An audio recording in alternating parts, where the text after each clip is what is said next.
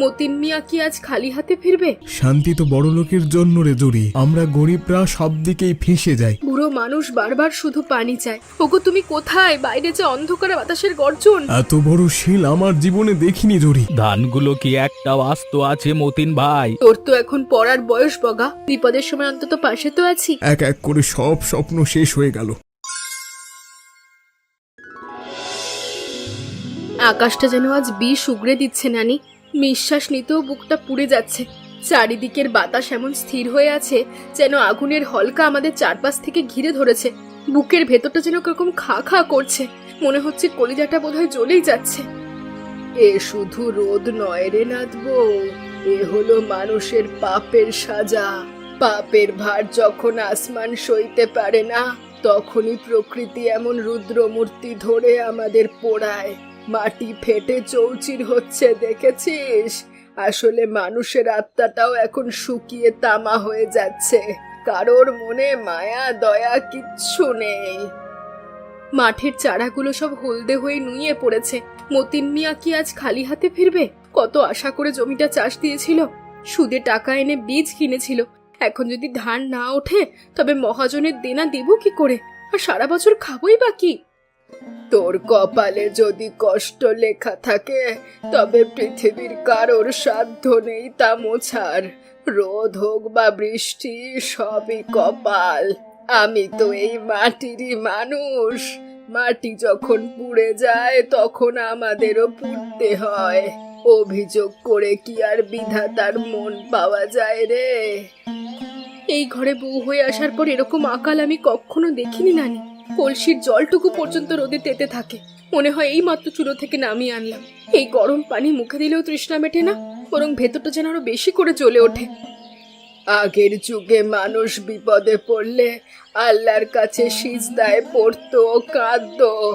এখন তো সবাই হাহাকার করে, কিন্তু মনে সেই সবুর নেই।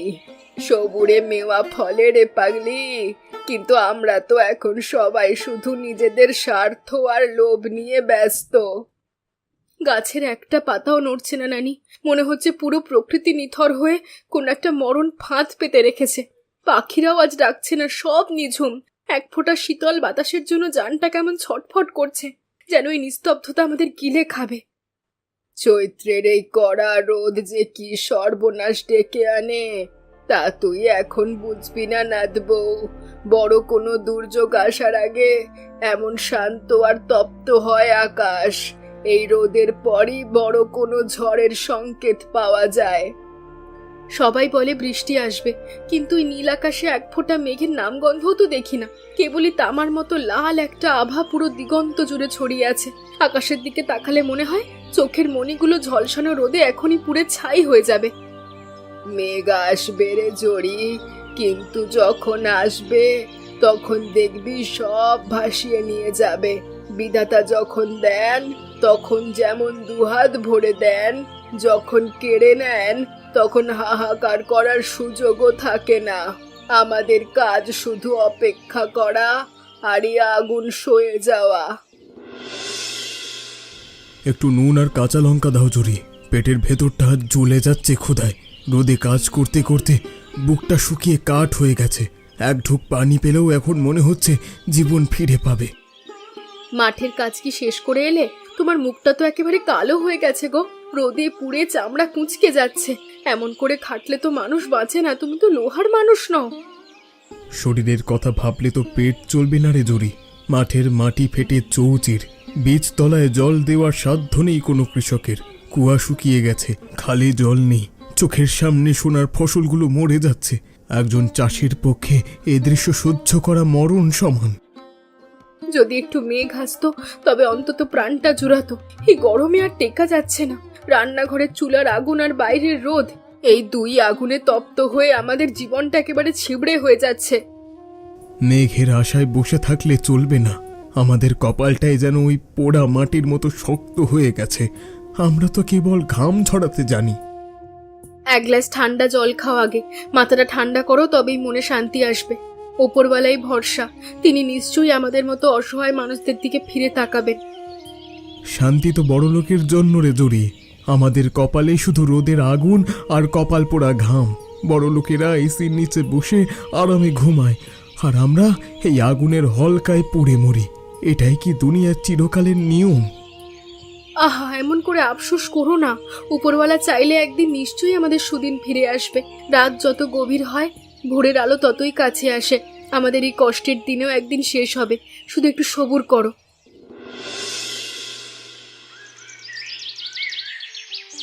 শুনেছ মতিন ভাই, পাশের গাঁয়ের সব ফসল নাকি রোদে পুড়ে তামা হয়ে গেছে। চাষিরা মাথায় হাত দিয়ে কাঁদছে। খরা এবার আমাদের ভিটে মাটি পর্যন্ত ঝাড়বে না মনে হচ্ছে। এমন আকাল তো বাপ দাদার আমলেও কেউ শোনেনি। আমাদেরও একই দশা কাশেম ভাই। বৃষ্টির এক ফোঁটা জলের জন্য আমরা চাতক পাখির মতো চেয়ে আছি। চারাগুলো সব হলদে হয়ে নুয়ে পড়েছে। আর দুদিন এমন রোদ থাকলে লাঙল চালানোর আর কোনো চিহ্নই থাকবে না জমিতে। রেডিওতে বলছিল সমুদ্রের দিক থেকে নাকি বড় কোনো ঝড় আসতে পারে খুব শীঘ্রই। নিম্নচাপ তৈরি হয়েছে বলছে। তা বাতাস নাকি অনেক জোরে বইবে, তবে সেই বাতাস বৃষ্টি হবে নাকি ধ্বংসের তা তো কেউ ঠিক করে বলতে পারছে না। ঝড় আসুক আর প্রলয়ই আসুক, এই আগুন থেকে মুক্তি পাওয়াটা খুব জরুরি ভাই। অন্তত এক পশলা বৃষ্টি হলে তপ্ত মাটিটা একটু শান্ত হতো, আর সবাই অন্তত প্রাণ ভরে এক ঢোক শীতল নিঃশ্বাস নিতে পারত। কিন্তু ঝড় আসলে যে আমাদের এই কাঁচা ঘরগুলো উড়ে যাবে সেই চিন্তা কি করেছো একবারও? আরে আমাদের ঘরের চালের টিন তো সব নড়বড়ে। ঝোড়ো বাতাস দিলে ঘরের খুঁটি ধরে দাঁড়িয়ে থাকা ছাড়া আর কোনো পথ থাকবে না আমাদের। মরার ওপর খরার ঘাড় কাকে বলে ভাই? আমরা গরিবরা সব দিকেই ফেঁসে যাই। রোদে পুড়ি আমরা, আবার ঝড় এলেও ঘর হারাই আমরাই। আমাদের জীবনটা যেন প্রকৃতির একটা করুণ খেলার মাঠ হয়ে দাঁড়িয়েছে। প্রকৃতি বড় নিষ্ঠুর মতিন। যখন দেয় তখন উজাড় করে দেয়, আর যখন নেয় তখন সব কেড়ে নেয়। মাঝখান থেকে আমাদের মতো সাধারণ মানুষের বুক ফাটা আর্তনাদ ছাড়া আর কিচ্ছু থাকে না করবার এই দুনিয়ায়। জরিসুই, সাবধানে নামিস। ঘাটির সিঁড়িগুলো রোদে যেমন তেতে আছে যে পা রাখা যাচ্ছে না। দেখ, ঘড়া ভরে জল নিচ্ছি ঠিকই, কিন্তু এসব তো ঘোলা কাদা। এই পানি খেলে যে ঘরে ঘরে অসুখ ছড়াবে। কি করব রহিমা, পুকুর সব শুকিয়ে কাঠ। দেখছিস না মাছগুলো সব মরে কাদার ওপরে ভেসে উঠছে গরমে। চারিদিকে শুধু হাহাকার। এক ফোঁটা পরিষ্কার পানির জন্য মানুষ হন্যে হয়ে ঘুরছে। আমার ঘরের চালটা আবার সারানো হয়নি। রোদ গেলে যদি হুট করে বৃষ্টি নামে, তবে তো সব ভিজে একাকার হয়ে যাবে। গত মাসে খড় কেনার কথা ছিল, কিন্তু চালের দাম যে হারে বাড়লো তাতে খড় আর কেনা হয়নি। এখন আকাশের অবস্থা দেখে বুক কাঁপছে। বৃষ্টির কথা আর বলিস না সই।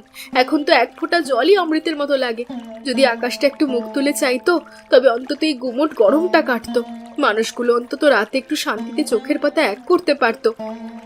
তোর কি শরীর খারাপ সই? গাল দুটো তো রোদে একবারে সিঁদুরের মতো লাল হয়ে ফেটে গেছে। কতবার বলেছি এই তপ্ত দুপুরে রোদে ঘাটে আসিস না। রোদের যা তেজ, তাতে জ্যান্ত মানুষও পুড়ে খাক হয়ে যায়। নিজের শরীরের কথা ভাবার সময় নেই রে। বাড়িতে বুড়ো শাশুড়িটা গরমে ছটফট করছে। বুড়ো মানুষ বারবার শুধু পানি চায়, কিন্তু এই রোদে তেতে থাকা তপ্ত পানি তাকে দিই কি করে? সংসার বড় কঠিন জায়গা রে সই।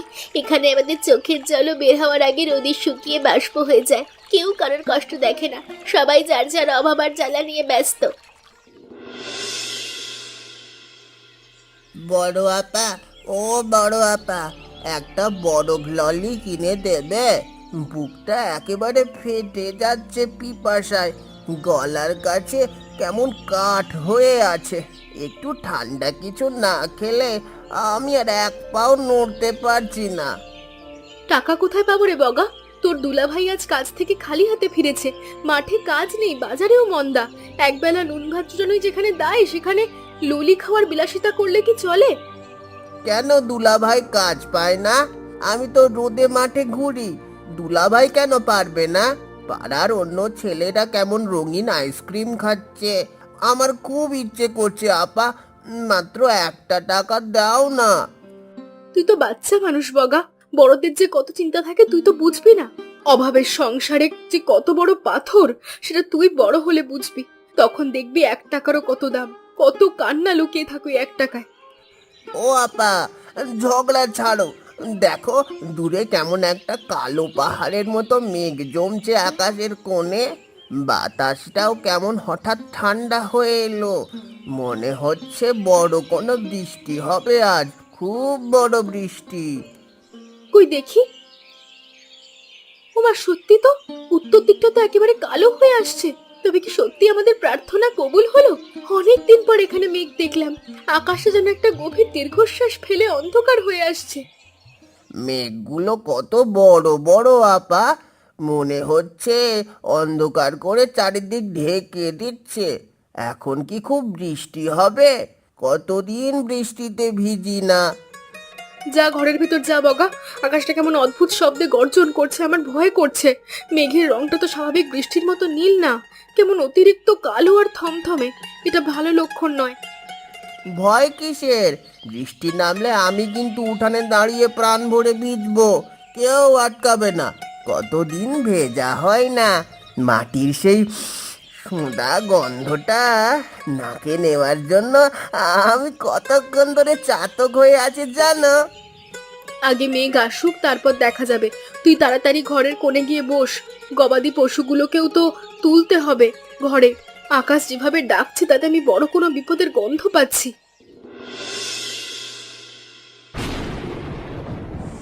নানি দেখো, বৃষ্টির ফোঁটাগুলো কেমন বড় বড় পড়ছে, কিন্তু শব্দটা এরকম অদ্ভুত কেন হচ্ছে? টিনের চালে যেন কেউ অনবরত বড় বড় পাথর মারছে। নানি, চারিদিকে এরকম কুচকুচে অন্ধকারে ডুবে গেল কেন? এ তো সাধারণ বৃষ্টি না রে জড়ি, এ তো সাক্ষাৎ আকাশ থেকে পাথর পড়ছে বলে মনে হচ্ছে। শিলাবৃষ্টি শুরু হয়েছে রে নাথ বউ। এমন বিশাল শিলা আমি আমার এই ৮০ বছরের জীবনে কবে যে শেষ দেখেছি আমার মনেও নেই। শিলাবৃষ্টি শুরু হলো নাকি? ঘরের নড়বড়ে চাল তো ফুটো হয়ে যাবে। যে জোরে পড়ছে তাতে তো মনে হচ্ছে টিনের চালাটা এখনই ছিঁড়ে আমাদের মাথার ওপর পড়বে। ওগো, তুমি কোথায়? তাড়াতাড়ি পাতিলগুলো আন জড়ি, চালের নিচে ধর, নয়তো জলে ডুবে যাবে। ঘরের কোণে চালের টিনগুলো অনেক পুরনো, এই শিলার আঘাতে ওগুলো এক মুহূর্ত টিকবে না। এত বড় বড় পাথর পড়ছে নানি, আমার টিনের চালে যেন আস্ত হাতুড়ি পেটাচ্ছে কেউ। দেখো, বাড়ির সামনের আম গাছটার ডাল পর্যন্ত ভেঙে পড়লো। ওগো, তুমি কোথায়? আমার ভয় লাগছে। এ বৃষ্টি না জড়ি, এ অভিশাপ। দেখ, মাঠের ওই কচি ধানের ক্ষেতগুলো সব পিষে গুঁড়ো করে দিচ্ছে এই পাথর। যা একটু আশা ছিল ফসল পাওয়ার, এই শিলার আঘাতে সব মাটির সাথে মিশে গেল রে। ওগো, তুমি কোথায়? বাইরে যে অন্ধকারে বাতাসের গর্জন। মানুষটা ঠিক আছে তো? আল্লাহ, তুমি আজ সহায় হও, রক্ষা করো আমাদের। ঘরের দাওয়ায় খুঁটি ধরে বসে থাক জড়ি, বাইরে পা দিস না। ওই শিলা মাথায় পড়লে নির্ঘাত জান যাবে। এক একটা শিলা যেন মৃত্যুর দূত হয়ে নামছে। ঘরের কোণে জড়সড় হয়ে থাকাই একমাত্র পথ। হঠাৎ এমন কেন হলো নানি? একটু আগে এত রোদ ছিল আর এখনই এই প্রলয়। প্রকৃতি কি আমাদের ওপর কোনো দয়া নেই? আমরা তো একটু শান্তি চেয়েছিলাম, কিন্তু শান্তি কি বিনাশের রূপ নিয়ে এলো? প্রকৃতি যখন তার রূপ বদলায়, তখন আমাদের মতো তুচ্ছ মানুষের কিচ্ছু করার থাকে না। আমরা তো তার হাতের পুতুল। তিনি চাইলে এক মুহূর্তে গড়েন, আর চাইলে এক নিমিষে সব ধুলোয় মিশিয়ে দেন।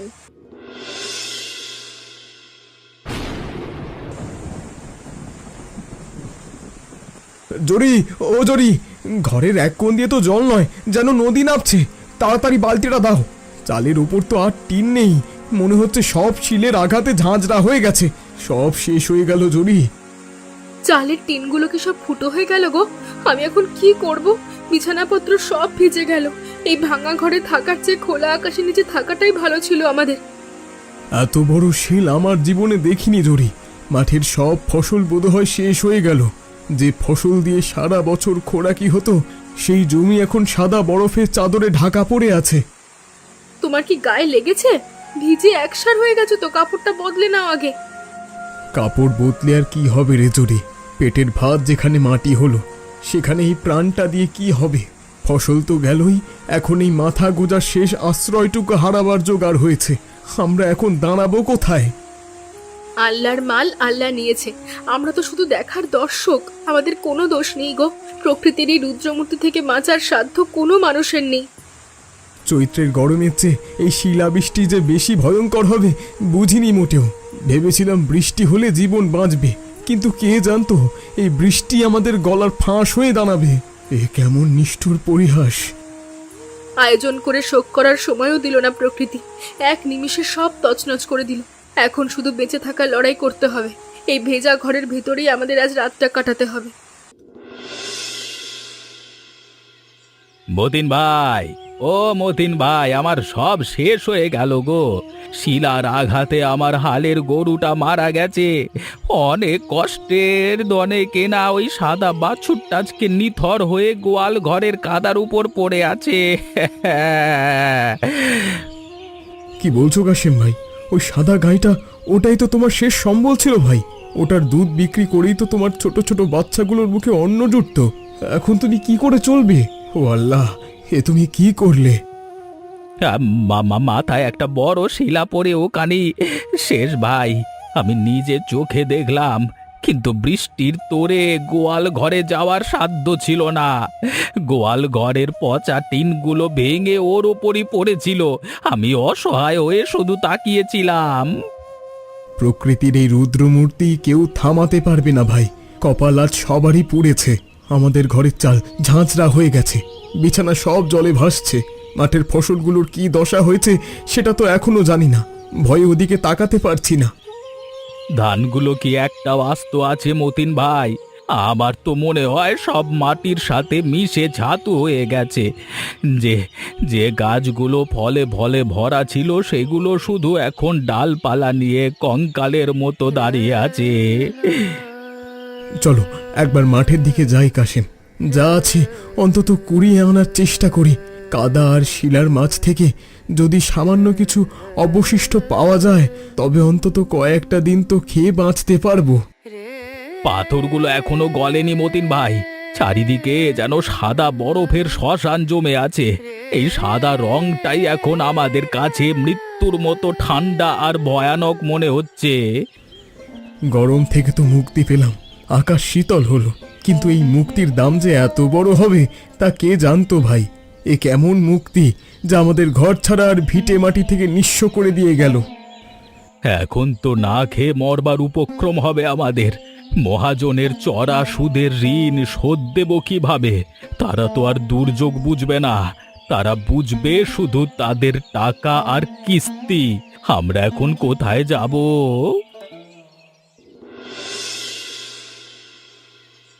বড় আপা দেখো, আমি কতগুলো বড় শিলা কুড়িয়েছি।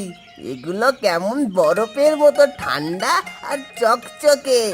আমি এগুলো দিয়ে একটা সাদা ঘর বানাবো ভাবছি। দেখো আপা, এগুলো দেখতে ঠিক মুক্তোর মতো না? ওগুলো ফেলে দে না বগা, ফেলে দে বলছি।